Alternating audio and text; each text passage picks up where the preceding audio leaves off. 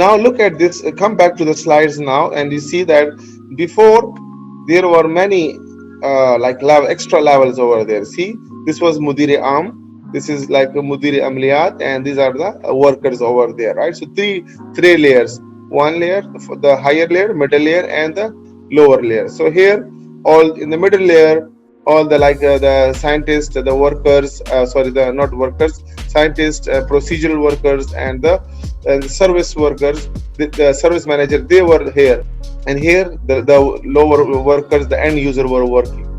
But now these three layers, one, two, and three layers have been reduced to only a single layer over there. So this is called a flattening of the organization. So a traditional hierarchical organization with many levels of management over there.